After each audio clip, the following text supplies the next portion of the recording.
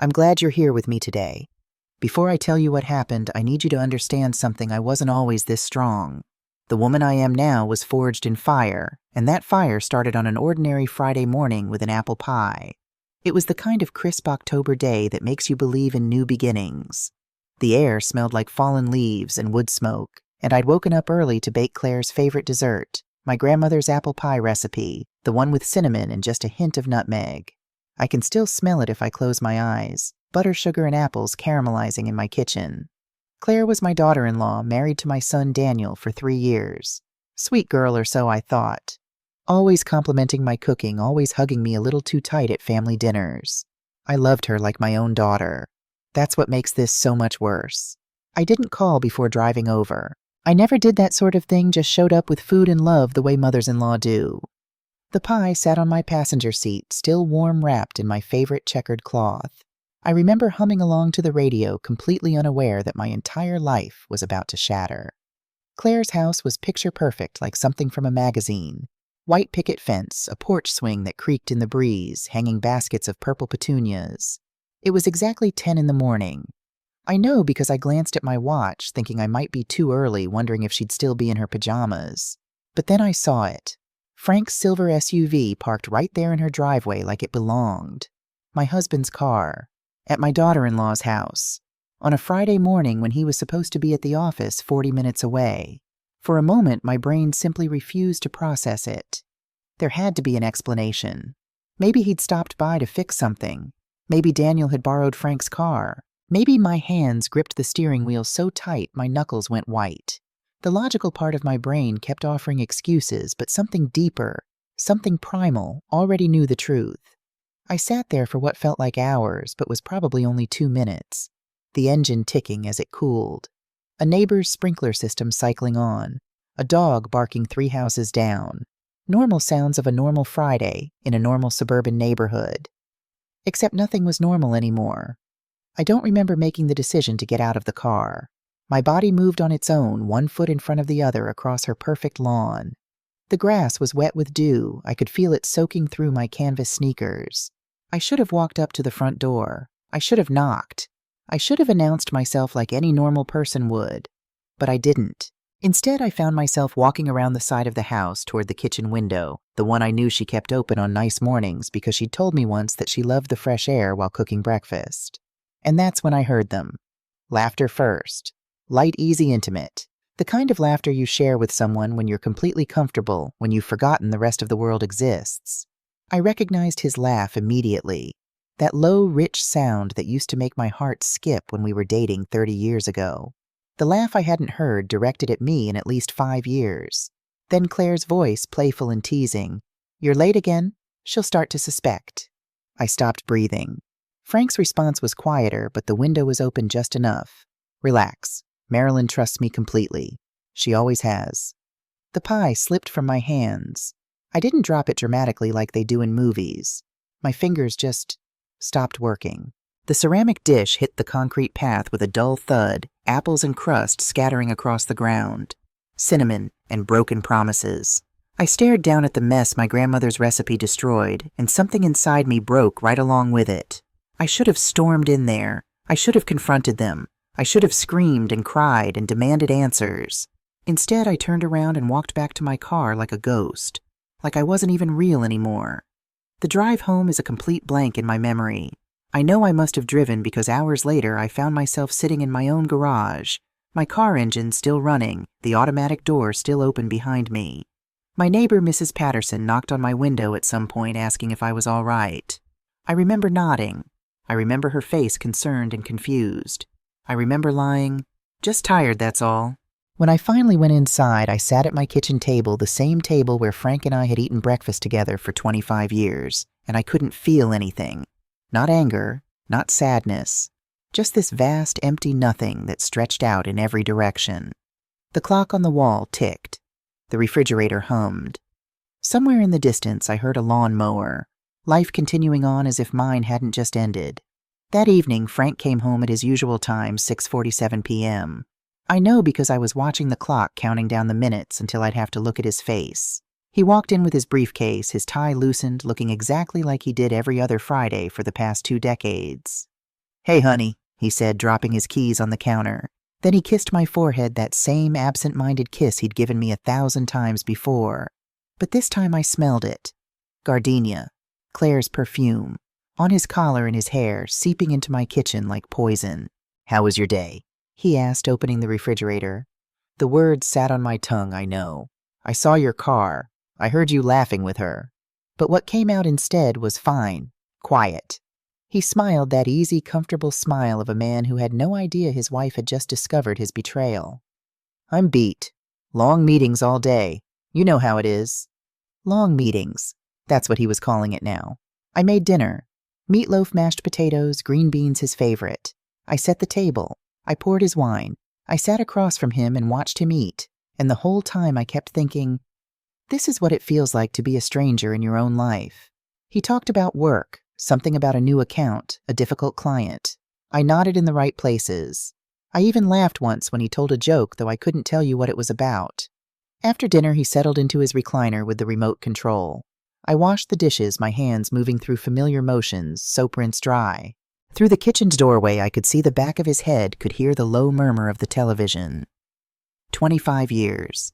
25 years I'd trusted this man with everything, my heart, my future, my whole life. And somewhere in those 25 years, I'd become invisible to him. Around 9 o'clock, my phone rang. Daniel. "Hey, Mom." His voice was cheerful, warm. "Just wanted to check in. Haven't heard from you in a few days." My throat tightened. "Hi, sweetheart. I'm fine. How are you?" "Good, good. Work's crazy, but you know how it is." He paused. "Hey, Claire. Mentioned she thought she saw you this morning, but you didn't come in." My entire body went cold. "Oh," I managed my voice, somehow staying steady. I changed my mind. Maybe next time." In the background, I heard Claire's voice, sweet as honey. "Tell her we miss her.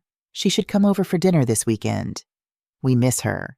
The audacity of it made my vision blur. "Mom, you there?" "Yes, sorry. Just tired." "You sure you're okay?" "You sound off." This was it. This was my moment to tell him, to warn him that his wife was sleeping with his father, that his perfect little marriage was built on lies just like mine. But the words wouldn't come. How do you destroy your child's world? How do you tell him that the two people he trusts most have betrayed him? "I'm fine, honey. Just need some sleep." "Okay. Love you, Mom." "Love you too." After I hung up, I stood in my kitchen for a long time, phone still in my hand, staring at nothing. Frank was laughing at something on TV. The sound echoed through the house, bouncing off walls that suddenly felt like a prison. That night, I lay in bed next to him, listening to him breathe. Deep, slow, peaceful, the breathing of a man with no guilty conscience. His back was to me like it had been most nights for the past few years. I stared at the ceiling, counting the shadows, and for the first time since that morning, I cried. Silently, carefully, one hand pressed against my mouth so he wouldn't hear. The woman I'd been, the one who baked pies and trusted blindly and believed in happy endings, died that night. And in her place, someone new began to take shape. Someone harder. Someone who wouldn't be a victim. Someone who would make them pay. The next week was the longest of my life. Every morning I woke up next to a stranger. Every morning I made his coffee. Every morning I kissed him goodbye and watched him drive away, wondering if he was going to work or to her. I became a performer in my own life, playing the role of the devoted wife, while my real self watched from somewhere far away, taking notes, making plans. On Tuesday, Frank worked late. He came home at 10, smelling like her perfume again, and told me about a dinner meeting with clients. I nodded, smiled, asked if he wanted me to reheat some leftovers. On Wednesday, Claire called me. Actually called, her voice bright and friendly, asking if I wanted to go shopping this weekend. "Just us girls," she said. "It's been too long since we had quality time together." I agreed, made plans for Saturday, hung up the phone and threw up in the bathroom sink. On Thursday, I started my research. I waited until Frank left for work. Then I went into his study, the room he always kept locked, claiming he needed privacy for business documents. I'd never questioned it before. Why would I trusted him. The spare key was exactly where I'd hidden it years ago, behind a photo frame in the hallway. My hands shook as I unlocked the door. His desk was immaculate. Too immaculate. Nothing personal, nothing revealing, just neat stacks of papers and a locked drawer. I tried the desk drawer. Locked. But I knew Frank. He was a creature of habit. He hid things in obvious places because he never thought anyone would look. I checked under the desk pad. Nothing. Inside the pen holder. Nothing. Behind the books on his shelf. There. A small key taped to the back of his college yearbook. The drawer opened with a soft click. Inside I found our joint bank statements, the ones I never looked at because Frank handled the finances. I'd been happy to let him. He was good with money, I'd told myself. He was protecting our future. I started reading. Transfers. Dozens of them. Small amounts at first, 500 here, 1,000 there. Then larger. 5,000. 10,000. All going to an account I didn't recognize. My chest tightened as I kept digging. A loan application. For 500,000. Signed with my name, except I'd never seen this document before. The signature looked like mine, but it wasn't. Someone had forged it. My vision blurred. I had to read it 3 times before my brain would accept what I was seeing. Then I found the insurance papers. Life insurance. On me. $2 million policy updated 6 months ago. Beneficiary Frank Walker. $2 million if I died.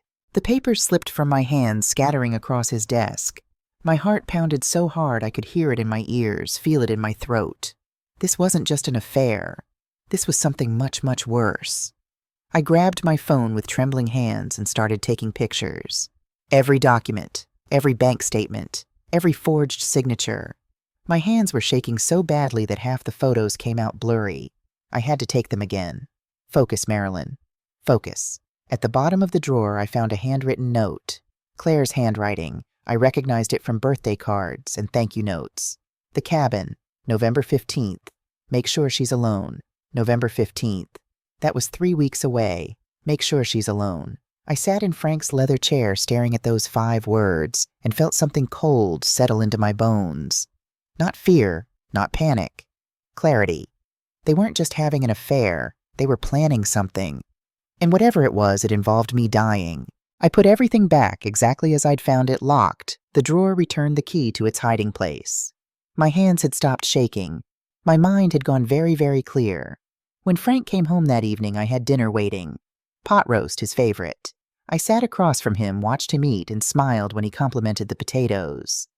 "Everything okay?" he asked at one point, studying my face. "You seem different." "Different how?" "I don't know. Quieter than usual." I met his eyes and lied without flinching.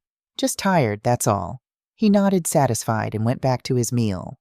That night after he fell asleep, I sat in the dark living room with my laptop searching. Divorce lawyers, private investigators, women's support groups. And that's when I found her name, Elaine Thornton. My college roommate, my maid of honor. The friend I'd lost touch with when I got married and small-town life swallowed me whole. Her Facebook page showed she was still in the area running something called The Table, a support group for women rebuilding their lives. At 2 a.m. I sent her a message. "Elaine, it's Marilyn. I know it's been years, but I need help. Can we talk?" Her response came 3 minutes later. "I'm here. Always have been. Coffee tomorrow." I closed my laptop and looked around my living room, the photos on the walls, the furniture we'd chosen together, the life I'd built brick by brick. All of it was a lie, but I wasn't going to cry about it anymore. I was going to burn it down and build something new from the ashes. And Frank and Claire. They had no idea what was coming. Booth looking exactly the same, but somehow completely different. Her hair had gone silver, she wore it proudly, no dye. And there were lines around her eyes that spoke of laughter and tears in equal measure. When she saw me, she stood immediately. We didn't say anything at first. She just pulled me into a hug, and I realized it had been 15 years since anyone had held me like that. Like I mattered. Like I was more than just someone's wife, someone's mother. I broke. Right there in that coffee shop, surrounded by strangers and the smell of espresso, I cried. Really cried. Not the silent tears I'd been swallowing all week, but deep shaking sobs that came from somewhere I'd kept locked away for years. Elaine didn't shush me, didn't tell me it would be okay. She just held on and let me fall apart. When I finally pulled away, mascara streaking my face, she handed me a napkin and said quietly, "Tell me everything." So I did. I told her about the apple pie, about Frank's car in Claire's driveway, about the laughter I'd heard through the window and the words that had destroyed my world. Marilyn trusts me completely. She always has. I told her about the forged loan documents, the life insurance policy, the note about the cabin. By the time I finished, my coffee was cold and the lunch rush had come and gone. Elaine had listened to every word without interrupting, her hand covering mine across the table. "How long have you been holding all of this in?" she asked. "A week? 7 days. It feels like 7 years. She squeezed my hand. "Marilyn, I need you to hear me. What I'm about to tell you might be hard to accept, but it's important." I waited. 5 years ago, my husband did the same thing. Different details, same betrayal. I found out he'd been sleeping with our real estate agent and had already started moving our assets into accounts I couldn't access. She paused. "I thought I would die when I found out. I thought my life was over." "What did you do?" "I gathered evidence. I hired the best divorce lawyer I could afford, and I took him for everything he tried to steal from me." Her eyes met mine, steady and clear. "But more importantly, I survived. I rebuilt, and now I help other women do the same." "The table," I said, remembering her Facebook page. She nodded. "We meet every Saturday, 6 women, sometimes more. Different stories, same pain. We support each other through it." She leaned forward. "Come this weekend. You don't have to talk if you don't want to. Just listen. See that you're not alone." I wanted to say yes immediately, but then I remembered I had plans with Claire. Shopping. "Just us girls." The irony was almost funny. "I can't this weekend," I said, "but I will soon. I promise."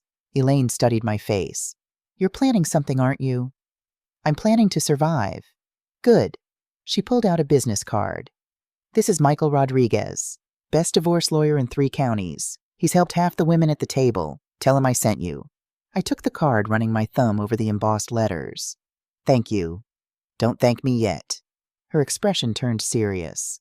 "Marilyn, if they're planning what you think they're planning, you need to be careful. Very careful." "I know." "Do you? Because men like Frank, men who can fake love for 25 years, they're dangerous when cornered." I thought about the life insurance policy, the forged signatures. November 15th. "I'll be careful," I promised. What I didn't say, I planned to corner them first. Saturday came. I drove to the mall to meet Claire, my stomach churning the entire way. I'd practiced my smile in the mirror that morning, rehearsed my casual conversation, prepared myself to look the woman who was sleeping with my husband in the eye and pretend everything was normal.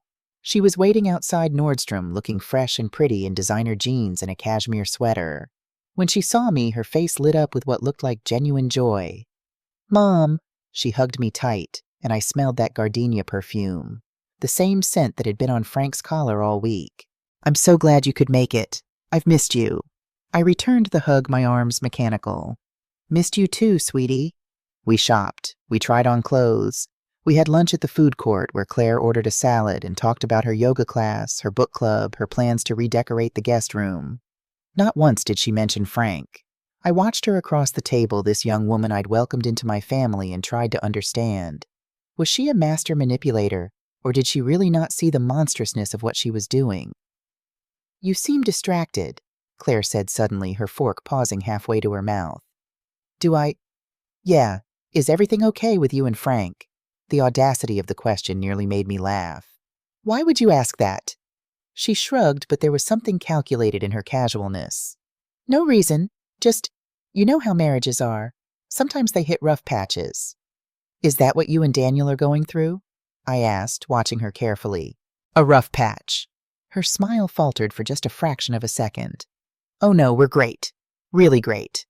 Liar. "That's good," I said, returning her smile. "Marriage takes work, commitment, trust." "Absolutely." She took a sip of her water. "You and Frank are so lucky. 25 years together. That's real love." Real love. The words hung in the air between us, and I wondered if she could hear how hollow they sounded. "Yes," I said quietly. "Real love." After shopping, I drove home with bags of clothes I'd never wear, my mind racing. Claire had been testing me, I was certain of it, probing to see if I suspected anything, which meant they knew something was different. They were watching me as carefully as I was watching them. Good. Let them wonder. On Wednesday morning, I had an appointment with Michael Rodriguez. His office was in an old brick building downtown, the kind with creaky wooden floors and tall windows that let in dusty streams of sunlight. The waiting room smelled like old books and fresh coffee. Michael himself was younger than I expected, mid-40s, with kind eyes and a firm handshake. He gestured me to a leather chair across from his desk. "Elaine speaks very highly of you," he said, settling into his own chair. "She said you needed help with a sensitive situation." I pulled out my phone and started showing him the photos I'd taken. Bank statements, forged documents, the life insurance policy. His expression grew darker with each image. "Mrs. Walker," he said, finally setting down my phone, "this isn't just marital infidelity. This is fraud. Possibly conspiracy to commit insurance fraud." He paused. "When is this cabin visit supposed to happen?" "November 15th, less than 3 weeks from now." "And you think—" "I think they're planning to kill me and make it look like an accident." The words sounded insane spoken out loud, like something from a Lifetime movie. But Michael didn't flinch. "Have you gone to the police? With what suspicious bank transfers and a cryptic note, they'd say I was a paranoid wife seeing conspiracies where there's just an affair." He nodded slowly. "You're probably right. We need more evidence. Concrete proof of intent." He pulled out a legal pad. "Here's what we're going to do." For the next hour, we planned. Michael explained what evidence would hold up in court, what wouldn't.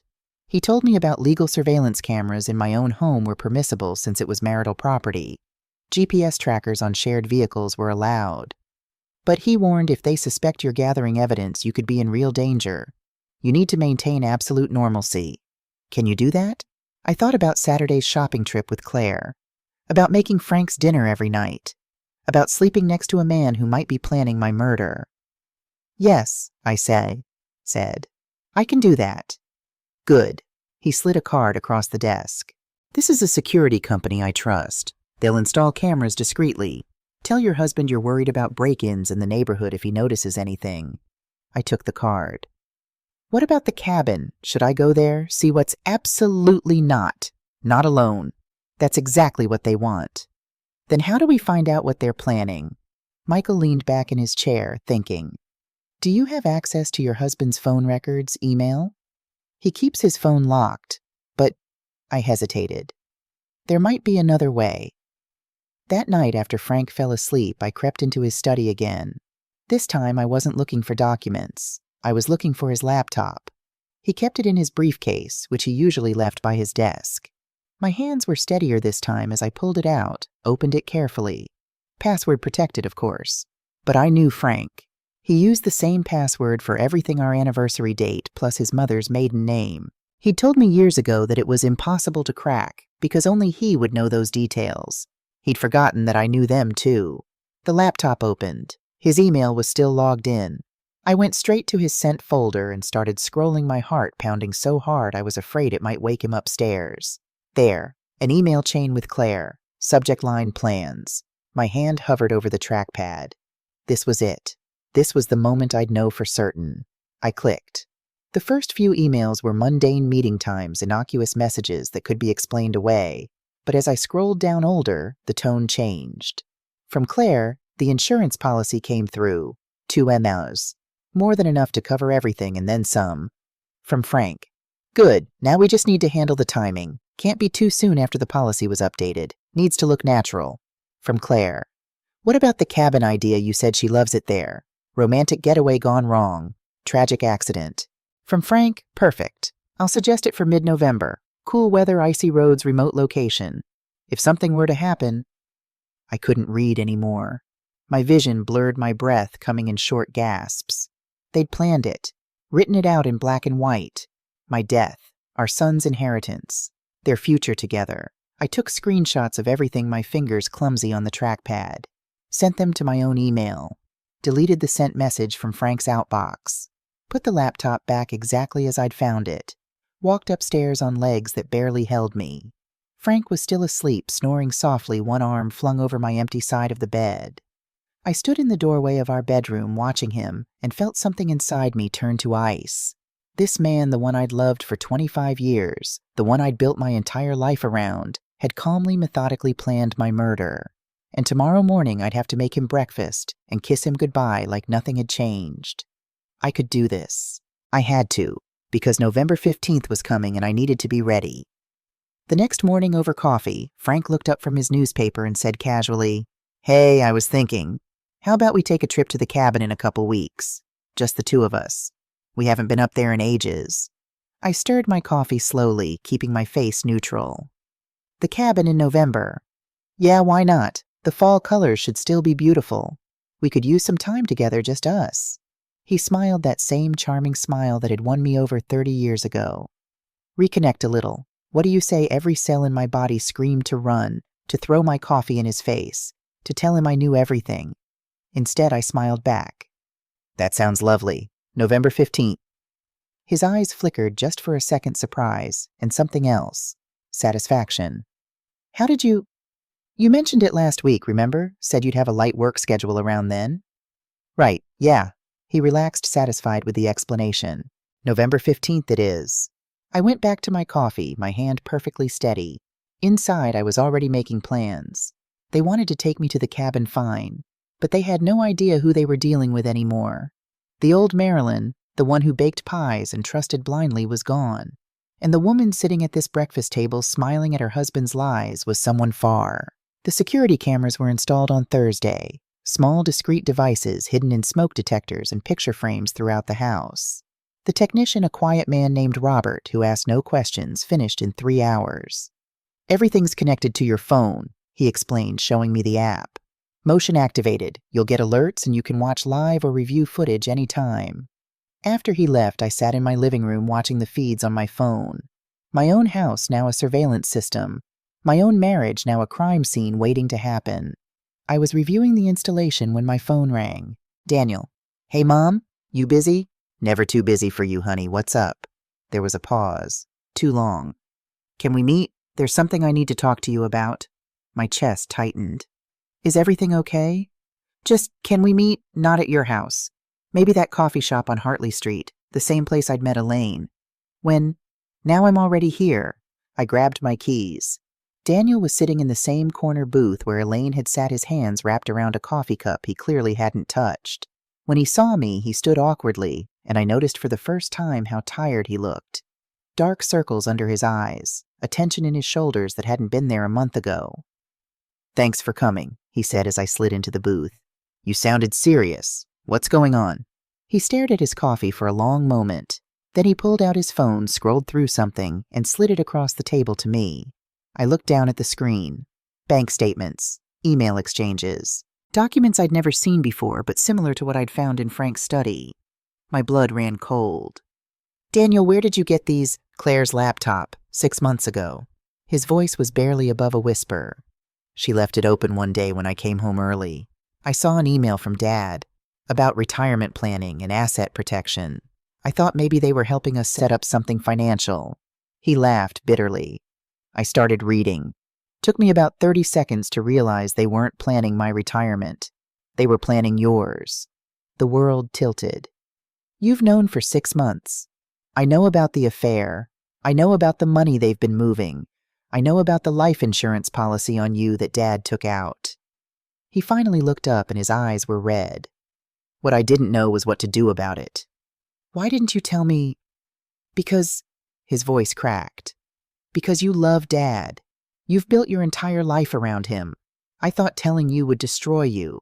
I thought maybe I could handle it quietly. Get Claire to divorce me, expose them after when you were stronger. I reached across the table and grabbed his hand. Daniel, listen to me. I already know. His head snapped up. What? I found out a few weeks ago. I've been gathering evidence. I've hired a lawyer. I'm not the fragile woman you think I am anymore. For a moment he just stared at me. Then he let out a shaky laugh that was half sob. You knew this whole time? Apple doesn't fall far from the tree. We're both apparently good at keeping secrets. He squeezed my hand. Mom, there's more. Stuff I found that you might not know about. Tell me. He pulled up more files on his phone.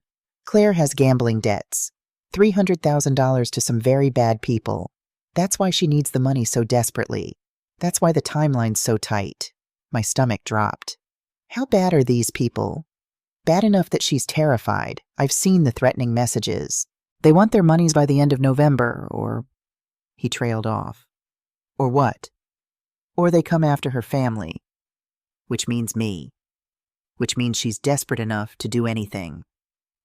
November 15th. It all made horrible sense now. There's something else, Daniel said quietly. I found communications about the cabin. They've been planning this for months, Mom. Maps, routes, even a mock-up of what they'd tell the police. He pulled up a document and I felt bile rise in my throat. Scenario: tragic accident. Marilyn insists on hiking despite warnings about icy conditions. Falls from overlook. Frank, devastated, tries to save her, but too late. Insurance payout covers our future and Claire's debts. Everyone wins. Everyone except me. We have to stop them, Daniel said, his jaw set. We have to. We will, I interrupted, but not by confronting them. That's what they'd expect. I leaned forward. We're going to make them destroy themselves. How I told him about Michael, about the evidence I'd been gathering about the cameras now installed in my house. They think I'm clueless. Let them keep thinking that. Meanwhile, we document everything. And when the time comes, we bury them, Daniel finished. Exactly. For the first time in months, I saw hope in my son's eyes. What do you need me to do? Keep pretending everything's normal with Claire. Don't let her know you suspect anything. Can you do that? He nodded slowly. I've been doing it for 6 months. I can do it a little longer. He paused. But Mom, I'm worried about you going to that cabin. Even with all our evidence, if something goes wrong. It won't, because I'm not going to the cabin. I smiled grimly. I'm going to make them come to me. The next week, I played my part perfectly. I mentioned the cabin trip to Claire during a casual phone call. Frank and I are going to reconnect, I told her. Try to fix things between us. I could practically hear her panic through the phone. That's wonderful, Mom. You two deserve quality time. I could imagine her immediately texting Frank, warning him, adjusting their plans. Good. Let them scramble. Meanwhile, Michael was building our case. Every email, every bank transfer, every forged signature documented, cataloged, ready for court. We have enough for fraud charges, he told me during one of our meetings. But proving attempted murder is harder. We need them to show intent. They will, I said. Trust me. On November 12th, 3 days before the planned cabin trip, Frank came home looking agitated. Something came up at work, he said, not quite meeting my eyes. I might need to postpone our trip. Oh, I kept my voice light, disappointed. That's too bad. I was looking forward to it. Maybe next month, he said quickly. Too quickly. They'd changed the plan. I was certain of it. That night after Frank fell asleep, I got a text from an unknown number. Can you come over tomorrow, emergency with Daniel? He's not answering his phone. Claire, there it was. The new plan. Lure me to her house instead of the cabin. I texted Daniel immediately. Going dark for work trip. Won't have cell service. Love you. His response came instantly. Already cleared with my boss. Have alibi for tomorrow night. Be careful, Mom. I forwarded Claire's text to Michael tomorrow night.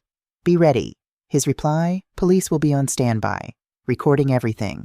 Don't go inside alone. But I had no intention of being alone. Friday night, November 14th. I drove to Claire's house at 8 p.m., my phone streaming live video to Michael's office. In my purse, pepper spray, a backup phone, and a small recording device. The house was dark except for one light in the living room. I knew this was a trap. I knew what they planned, but they didn't know what I knew. I knocked. Frank opened the door. Not Claire, Frank. Where's Daniel? I asked, keeping my voice concerned, motherly. There's no emergency, Marilyn. We need to talk. His voice was cold, different from the charming husband persona he'd worn for weeks. I stepped inside carefully, every sense on high alert. The living room was empty except for Frank and Claire emerged from the kitchen. In her hand, a knife. Not raised, not threatening yet. Just there. A message. We know you know, Claire said, her voice shaking slightly. You've been snooping, installing cameras, following us. I kept my face neutral. I don't know what you're talking about. Don't lie. She took a step closer. You think you're so smart, but you're just a sad, pathetic woman who can't accept that her husband doesn't love her anymore. Frank held up a hand. Claire, calm down. Calm down, she's ruining everything. I pulled out my phone slowly. This conversation is being recorded, and police are on their way. It was a bluff they weren't coming yet, but I needed to see their reaction. Claire's face went white. She looked at Frank. You said she wouldn't. Shut up, Frank snapped. Then to me, his voice softening, trying that old charm. Marilyn, please. Nobody has to get hurt. We can work this out. You sign some papers, take your half, and we all move on. My half? I laughed, actually laughed. Frank, I'm taking everything, and both of you are going to prison. You can't prove anything, he said, but there was fear in his eyes now. Can't I? I pulled up my phone, showed them the screenshots of their emails. Conspiracy to commit fraud, forgery, and let's not forget attempted murder. Claire's hand tightened on the knife. You're bluffing. Am I? I looked directly at Frank. Did you really think I wouldn't find out about the cabin plan, about the insurance policy, about how you've been systematically stealing from our accounts to pay off her gambling debts? Frank's face went gray. That's right. I continued, my voice steady and cold. I know everything. The question is, what are you going to do about it? Claire moved toward me, knife raised, and the front door burst open. Daniel stood there breathing hard. He must have been outside the whole time listening through my phone's audio feed. Put the knife down, Claire, he said quietly. She spun toward him, and for a moment I saw genuine fear in her face. Daniel, I can explain. Explain what? That you've been sleeping with my father, that you were planning to kill my mother, that you forged her signature to steal money. Your father said, I don't care what he said. Daniel's voice broke. How could you? She's my mother. Frank finally found his voice. Son, you don't understand. I was trying to protect who? Yourself. Daniel turned to his father, tears streaming down his face. You could have come to me. You could have told us you were in trouble. Instead, you chose this. I had no choice, Frank said desperately. The company's failing. I'm drowning in debt. I needed... Sirens wailed outside. This time they were real. Michael had called them the moment my phone's audio picked up Claire's threats. Frank's eyes went wide. You set us up. No, I said quietly. You set yourselves up. I just made sure there'd be evidence. The police came through the door, hands on their weapons. Drop the knife. Claire dropped it, her hands shaking. She looked at me with such hatred that I actually took a step back. You think you're winning? She hissed as the officers pulled her hands behind her back. You're not. You'll lose everything. Everyone will know what a vindictive bitch you are. I stepped closer, my voice barely a whisper. I already lost everything the day I found out my husband wanted me dead. That's what makes me dangerous now. I have nothing left to lose. They led her out in handcuffs. Frank went quietly, his head down, unable to look at Daniel or me. And then it was just the two of us, mother and son, standing in the wreckage. Daniel pulled me into a hug, and I felt him shaking. It's over, he whispered. No, I said softly. It's just beginning.